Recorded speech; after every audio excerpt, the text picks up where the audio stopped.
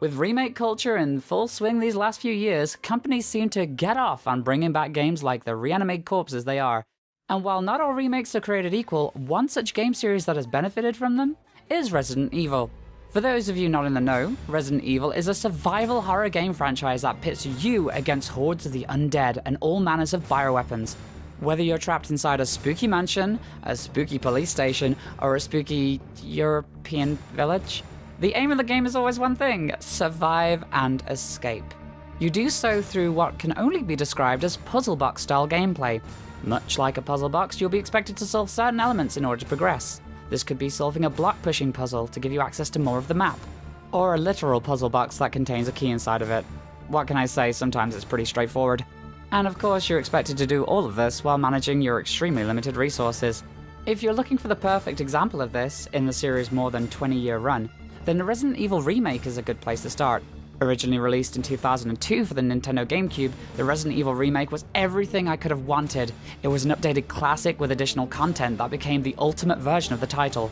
And after its release, many fans were hoping that Resident Evil 2 would receive the same treatment. However, instead, Capcom would choose to focus on a more action-orientated Resident Evil 4, a classic in its own right, of course, but a game that would set the series on a very different path. Gone were the days of horror, puzzles, and mansion exploration, in favor for Michael Bay-inspired action set pieces and boob physics. I always held out hope that Resident Evil would return to its survival horror roots, and it did in 2017 with Resident Evil 7. But first-person games scare me, so I never played that. So instead, I would imagine the perfect Resident Evil 2 remake now with both spruced-up graphics and Resident Evil 4-style gameplay. And at the E3 2018 Sony conference, it seemed all our prayers are answered with the announcement of Resident Evil 2, the remake. Wait a minute, I thought remake culture was an inherently easy way to cash in on nostalgia by delivering a low-effort port of the original product. Well, while this is true for many remakes, it's been seen time and again that Capcom puts a lot of time, effort, and love into their work. I mean, if you're not counting straight ports of old Resident Evil games on Switch, which cost more money individually than a bundle of the same games on PS4. Seriously, Capcom, you're so close to being cool again. Just, stop. With all that said, thankfully, Resident Evil 2 is a very different beast. Having been built entirely from the ground up in the same RE engine Capcom used for Resident Evil 7, you can tell that a lot of time and attention has gone into adapting this game. Every aspect of the original game has received an overhaul to bring it up to date with modern gameplay standards, making it much more suited to the brand new over-the-shoulder style gameplay. The game is also visually stunning, with an exceptional amount of attention and detail going into gore and viscera. Zombies now featuring accurate anatomy, with body parts that can be destroyed in all manner of ways. It's actually very reminiscent of the Dead Space series. Things are very juicy this time round. Now, if you are a newcomer to the series, no need to worry. Resident Evil 2 is a mostly self-contained story. You don't have to have played any of the other games in the series, which is great. And of course, like the original game, you start off with a choice of two unique characters: the motorcycle-riding badass Claire Redfield, who seems to be suffering from a slight case of the uncanny valley this time around, and everybody's favourite bishy baby boy police officer, Leon S. Kennedy, who's looking a lot more... Oh my, Leon. No matter who you choose, they both start off the game in the same way, heading for everybody's favourite local undead hotspot, Raccoon City. Claire to find her brother Resident Evil 1's Chris Redfield, and Leon for his first day on the force. After stopping off for a cheeky bite to eat at the local gas station, they decide to team up and head for Raccoon City's police department. Although, honestly, why they didn't just turn around at this point is beyond me. I mean, you have a car and the road is right there, but, you know. The two soon get separated by a trucker who really wants their parking spot. And then it's time for you to take control as you run through a sea of undead straight to the police department, where the cleaning lady has clearly taken the week off. After a little exploring, you'll meet Elliot, who's now half the man he used to be, and decide to steal his diary. The locals aren't very happy about your new life of crime, of course, so you skedaddle and meet up with Marvin. Marvin is a zombie-crushing badass and the best character in Resident Evil 2, hands down. I'm not even kidding. What was once a one-note character in the first game is now a far more compelling character. Just listen to this comparison. There was this incident involving zombies in a mansion.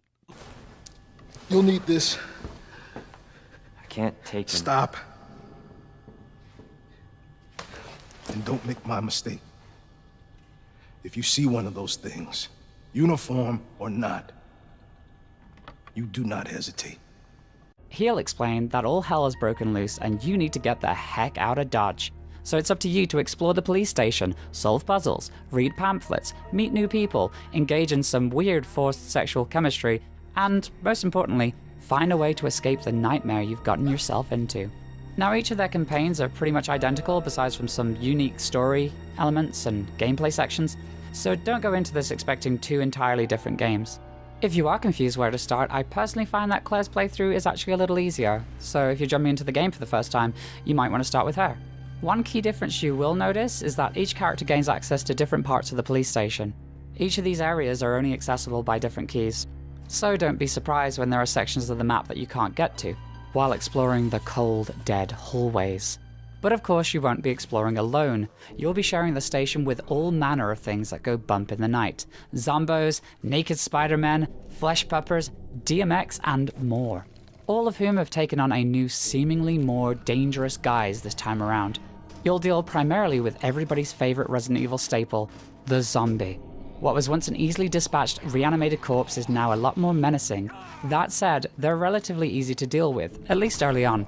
Enough bullets will drop them down with no real issues. However, as you dive into more challenging situations further into the game, you'll not only have to deal with increased speed and randomized movements, but you'll be expected to tackle multiple zombos at once. Now, the damage it takes to down these suckers is randomized, so it can take anywhere from like 7 to 14 bullets to kill a singular zombie. That said, even if you do manage to drop one, there is no guarantee that they won't just get back up again a few moments later. In most situations, it's always best to aim for the head. This way you have the chance of causing a critical hit, blowing their skulls wide open and putting them down for good. It certainly makes navigating the halls of the station a lot easier. You might be tempted to kill every enemy roaming the halls, but that might not be the best idea, as tougher enemies will eventually come into play, and you might need the extra few bullets. But more on that later. One of those tougher enemies is the aptly named Lickers, and while their name sounds like a fun time, they are terrifying skin creatures with razor-sharp claws, can climb on any surface, and could kill you in just a few hits.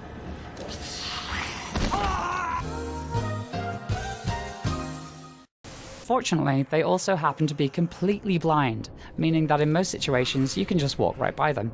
This can get you out of a bunch of tough spots as long as you stay calm. But remember that every enemy you leave alive is a potential hazard that might become a problem later. Something that will become extremely apparent when you come face to face with the aptly named Tyrant. Yeah, I thought this guy's name was Mr. X? I mean, while that's technically not his name, he got that name from a toy in the terrible S.D. Perry novels, I guess we can call him Mr. X here.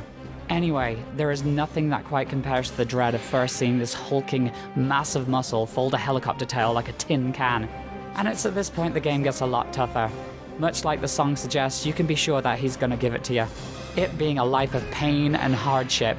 Having drank a fresh can of Nemesis Light, Mr. X now stalks you across the entire police station, regardless of what lays between you and him. And if that's not enough, he's invulnerable to all damage. He can be temporarily stunned by pumping enough bullets into him, but it's such a waste of ammo. Just run for your life and hope the way forward is clear. As long as you keep moving, he can be easily outpaced, and you can avoid him entirely if he hasn't directly seen you. There are also a few select rooms he won't enter, so it's actually not as bad as it seems. Overall, if you want to make it through in one piece, then it's best to keep your cool and not panic. I realize how counterproductive that sounds, but if you decide to take the run and gun approach in this game, then you're going to have a bad time. Running through every hall screaming your head off means you'll take much less time to notice your surroundings. In fact, you'll have a far easier time if you stand your ground, aim, and wait. This allows you to take advantage of precise aim that actually does more damage per bullet. And as long as you're smart enough to keep your distance, then you can dispatch most enemies with ease. It's even easier if you can figure out their weak spot, which is usually some big pulsating mass, but I'll leave you to figure that out. Weapon-wise, you'll start off the game with just your trusty pistol, but as you progress you'll find a whole arsenal of weapons, ranging from shotguns and grenade launchers to flamethrowers and massive frickin' tasers. Each weapon feels uniquely satisfying and gives you multiple options when dealing with threats. But Mia, those zombies just get back up anyway. What's the point in wasting ammo if they constantly get back up each time you leave and re-enter a room? You might be surprised by this, but spoiler alert, zombies aren't indestructible and can in fact be killed. And the easiest way to tell if a zombie is playing dead is to use your knife. A quick swipe to the button and any zombie taking a nap will pop right back to life, allowing you to put them down for good. Hell, if you're feeling brave, you can even kick them while they're down by straight up killing them with a knife, which unsurprisingly is a great way of saving ammo. You'll also notice that some items like the knife, grenades, and flashbangs can be used both for offense and defense. And while it's tempting to have these items save you from a full-on case of the zombie munchies, you'll soon find out they're far more useful if you use them for their intended purpose. For instance, solitary grenades are extremely powerful and can take out a whole room of zombies, but if you lose one to a zombie who thinks you're a right snack, it will only blow that zombie's head off. So basically sometimes it's better to take the hit than lose the item.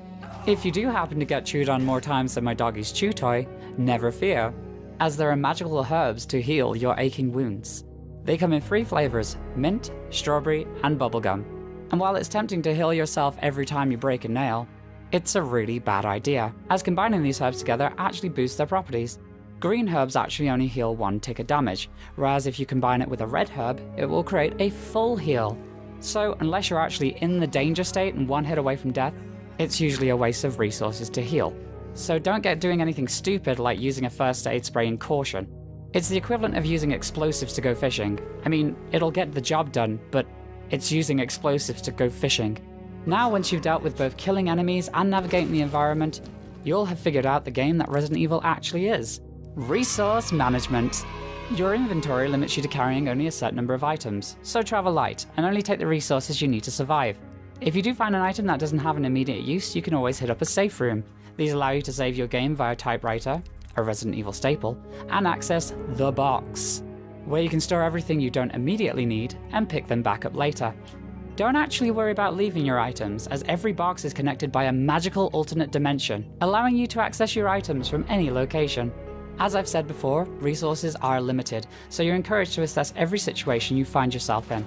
Do you want to take on an encounter that could cost you valuable resources, or do you want to run to fight another day, saving those bullets for tougher enemies? It's very easy to get yourself trapped in a tough spot if you're not careful, so make sure to plan out your trips through the station. If there's a zombie-infested hallway between you and progress, it's always a good idea to take another route. In fact, it's a good idea to get familiar with the layout of the map in general. Identify those key routes you'll be frequently traveling, and clear out the enemies in those halls. Believe me, it'll save you a lot of time and energy. Your map is also great if you find yourself confused on how to progress. It will show you which rooms you've visited, take note of any items you've been unable to pick up, or even just casually glanced at, and mark off any points of interest you might find useful. It's helpful to remember that finished rooms will go from red to blue, so if you're in a room that's still marked red, make sure to check every nook and cranny for hidden goodies. Exploration is encouraged and often rewarded with extra items, and may very well lead to a new, more powerful weapon you might have missed. Accessing areas is pretty straightforward as long as you follow the logic of the game. Find the diamond key? Well, it must go in the door you found with the diamond on it. This electric lock has missing parts? Well, looks like you have to go on a scavenger hunt to find them. Listen, it's not exactly rocket science. Every item has a purpose, and once you've explored enough of the station, you'll figure out exactly where each item fits. And it's exactly the same puzzle box style gameplay that has made the Resident Evil series so popular. A self-contained map dotted with puzzles you'll need to complete to progress, and while they aren't as difficult as prior outings in the series, I'm looking at you, Resident Evil 3's water sample puzzle, they're still challenging enough to make you scratch that noggin. With such classic puzzles as Vegas Slot Machine, Electrician, Doki Doki Chess Club, Actually a Baby's Toy, Electrician Again, Drink Mixing, and Tetris. If you are having trouble with the puzzle, it might just be that you haven't been paying enough attention. Examine everything, and I mean everything. Helpful tips and tricks are scrolled down on notes scattered all around the station. These will often contain clues for where to go next, how to solve puzzles, and just straight up tell you codes to unlock safes and lockers. All of this info you gather is kept in the notes section, so you can refer back to it if you easily forget. It's also a good idea to pay close attention to the items you've picked up.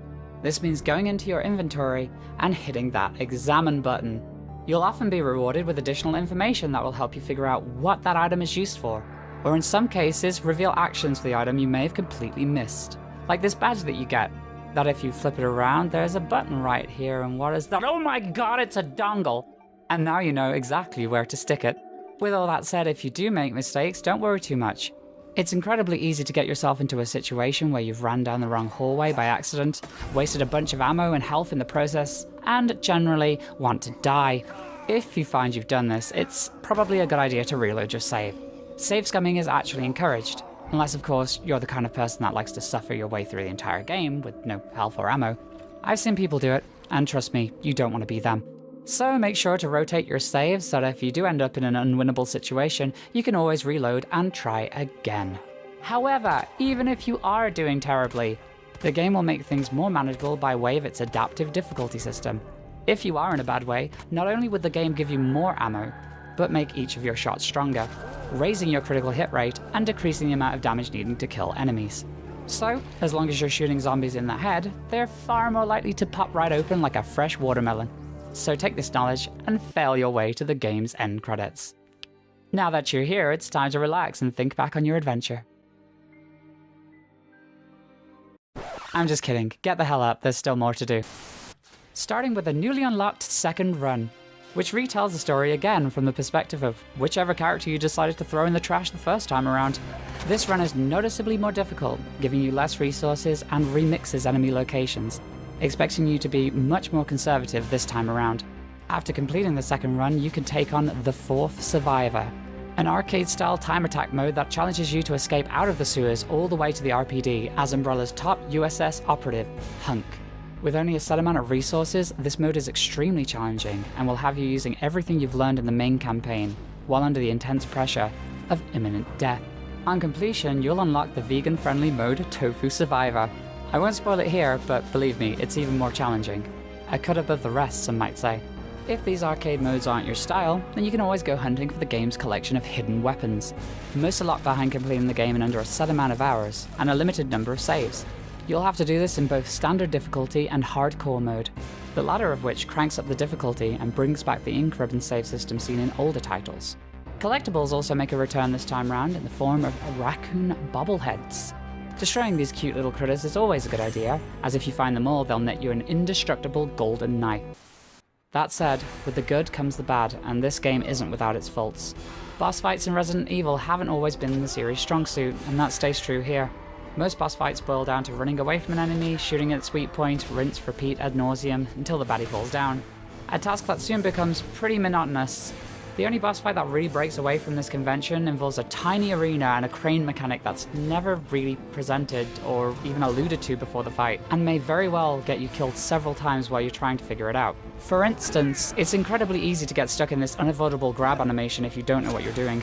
It's frustrating, to say the least. Then of course, there's this.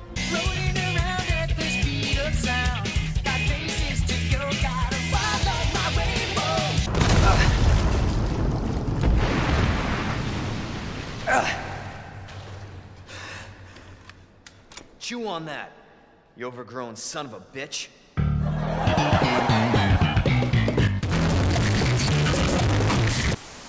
With all that said, the main complaint I do have is that each character's scenario doesn't actually differ that much. You'll find yourself doing many of the same things as Leon and Claire, with the only unique differences being new character weapons, remixed enemy locations, story-focused areas, and the bosses you'll face. These scenarios also raise continuity problems. It's incredibly weird to see certain characters being killed in one scenario, only to resurrect themselves like JC on an Easter Sunday, then die in the same exact way all over again in that second scenario. Capcom had every opportunity to create a mastered, cohesive storyline here, and it's a shame they decided to repeat content. That said, there is enough that differs between the two to justify multiple playthroughs, so I highly encourage you to do so if you want the full story. The only other downside is the free DLC, Ghost Survivors. And yes, I'm complaining about free DLC. This mode sees you playing as a selection of characters who died in the main story, and this is where my problem begins. What I assumed would be additional story DLC turned out to be more arcade, timer attack, non-canon vignettes, much like the Fourth Survivor minigame. It's such a shame Capcom decided to go this route considering the DLC they released for Resident Evil 7. I would have loved to have seen additional story content. Imagine playing as Marvin, dealing with the events leading up to the beginning of Resident Evil 2, or maybe Ada's personal journey, much like RE4's Separate Ways campaign. It could have been amazing. Now this doesn't mean that we won't be getting something like this further down the line, but at the time of recording, Capcom hasn't announced anything. Fortunately, these aren't exactly major gripes and won't really affect your overall enjoyment of the game, and it's a testament to how much of a compelling classic survival horror that this game is.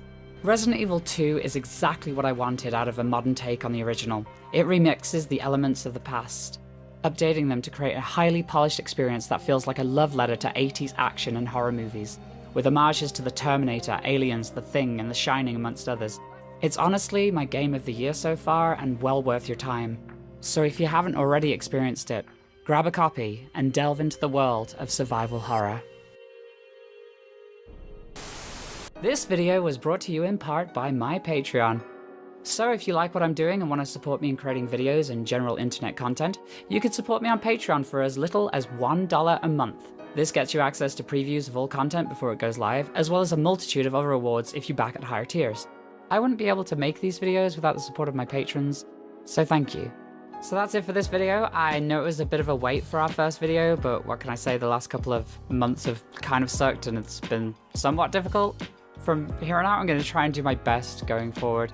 If you liked the video and had suggestions for future videos, make sure to write them in the comments below. Hit that subscribe button if you want to be kept up to date on content. You could also follow me on Twitter if you're so inclined. Or, you know, you can go and check out my Twitch where we actually stream games most of the time. So that's a thing too.